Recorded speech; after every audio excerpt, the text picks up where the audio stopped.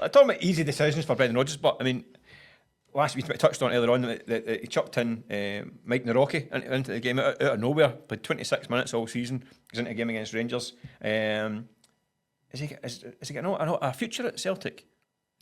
No, he can't have a future. No, I mean, they spent what? It was far from the worst against Rangers last week. No, but they spent £4 million on him. They've had a defensive crisis. They've been in games where they could rotate, where they could rest. You know that Carter Vickers is not going to be fit to play every single game, and he still can't get Jane Murray off the bench ahead of him against Aston Villa. Yeah, and he still can't get a sniff. And I think Nawrocki looks like he's probably an alright defender. I'm not sure if he's a good enough football player for what Brendan Rodgers is doing. Just not that natural ball-playing centre-half that he'll be looking for. And I think that's maybe why we've seen when Rodgers doesn't fancy someone, his mind's almost made up. And I think potentially Kyogo is the most extreme example of that. You knew quite early on, Kyogo, maybe not his kind of player. And sure enough, although he still played fairly regularly, he still scored a decent number of goals. Yeah. He just phased him out. And I just get the feeling that he doesn't fancy Nawrocki at all.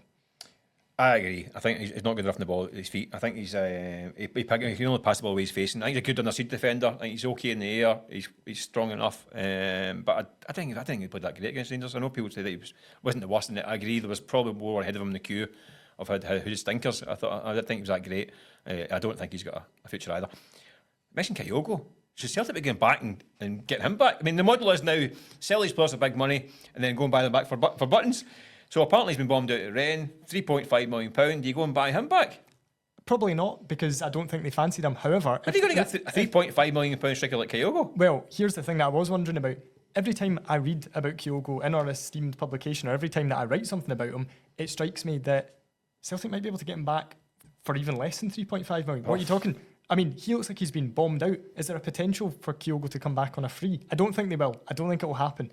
But if you are offered and he goes, look, my heart's set on coming back to Glasgow and it'll be £1 million, you'd be a bit daft to say no, absolute no-brainer. Maybe Rangers will be sniffing about. I think having done the old switcheroo with Jota and Kieran Tierney, I think if they got back for nothing, I think the fraud squad would be raiding the offices at Celtic Park.